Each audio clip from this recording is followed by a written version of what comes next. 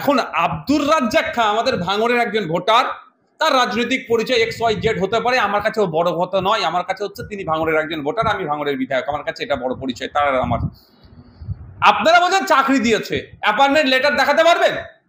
আমি চ্যালেঞ্জ করছি অ্যাপয়েন্টমেন্ট লেটারটা শওকত সাহেবকে বলুন দেখাতে যে আজ রাজ্জাক খান স্ত্রীর নামে দিয়েছে। এখানেও দুর্নীতি হচ্ছে আমার মনে হয়। আমার যতটুকু ধারণা, যেখানেও দুর্নীতি হচ্ছে এখানেও শুধু রাজ্জাক খান পরিবার মুখ না খুলে সেই জন্যই তাদেরকে বুঝিয়ে সুঝিয়ে রাখার চেষ্টা হচ্ছে।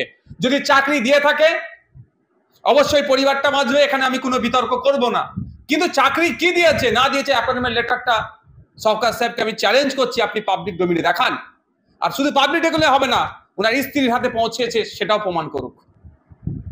শুধুমাত্র যে খুন হয়েছে ভাঙড়ের মানুষ ক্ষিপ্ত হচ্ছে, আগামী দিনে ভাঙড়ের মানুষ শওকত সাহেব তা তৃণমূল কংগ্রেসকে এই বিষয়ে জবাব দেবে গণতান্ত্রিক প্রক্রিয়াতে।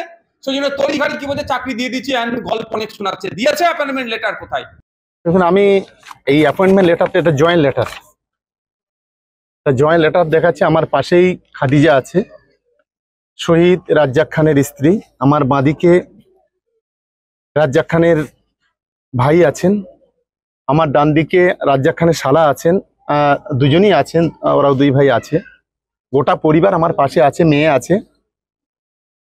এইটা দেখার পরে আমার মনে হয় অসভ্যতা, যে নোংরামি, যে বাদরামি করছে নওশাদ সিদ্দিকী, নিশ্চিতভাবে এটা দেখার পর সে অন্তত এই ধরনের অন্তত খুন নিয়ে, মার্ডারার নিয়ে রাজনীতি করবে না।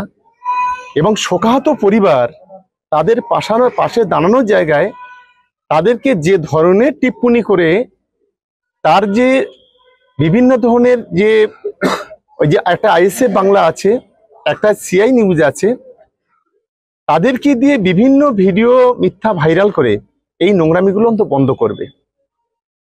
এটা হলো মমতা বন্দ্যোপাধ্যায়, কথা দিলে কথা রাখে। নওশাদদের মতো দালাল নয়, চিটিংবাজ নয়।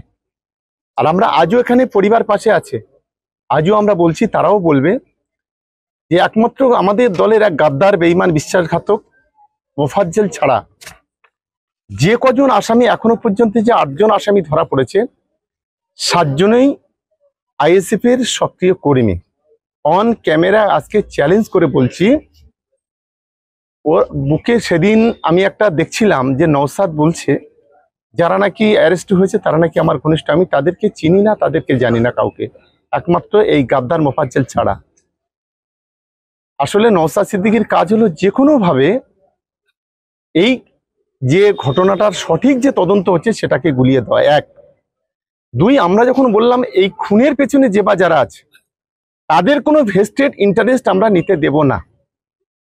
নওশাদ তার পাল্টা বলছে যে ভারতবর্ষের কোনো সংবিধানে আছে যে তাদের কোনো এই ধরনের, তারা যদি খুন করে তাদের জমি জায়গা কেড়ে নেওয়া হবে। আমরা এটাই কায়দা করে এই কথাটা এই কারণেই বলেছিলাম যে নওশাদ কি বলে আমরা দেখি। ও তো বলছে আমার দলের কর্মী নয়।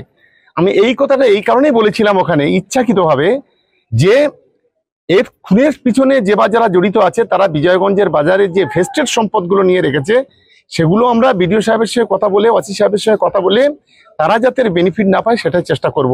কিন্তু ঝোলা থেকে বিড়ালটা বেরিয়ে পড়লো। নওশাদ এক বাইটে সম্ভবত পোলেরহাট বা কোথাও এসে সে বলল যে ভারতবর্ষের সংবিধানে এটা নেই, তারা যদি খুনও করে তাদের সম্পত্তি এভাবে নেওয়া যায় না। তাহলে বুঝে নিতে হবে যে ডালমে কুছ কালা হয়, এই নোংরা খেলা সম্পূর্ণ নওশাদ সিদ্দিকীর ইন্ধনে হয়েছে আমি বলে মনে করি। আমি বিশেষ করে যারা তদন্ত করছেন, তদন্তকারী অফিসারদের অনুরোধ করব যে আমরা প্রথম দিন বলেছি কোনো রং কোনো ঢং না দেখে খুনিদের গ্রেপ্তার করতে হবে। আমি এখনো মনে করছি যদি নওশাদ সিদ্দিকীকে কাস্টডিতে নিয়ে যদি জিজ্ঞাসাবাদ করা যায় সঠিক তথ্যটা উদ্ঘাটন হবে বলে আমার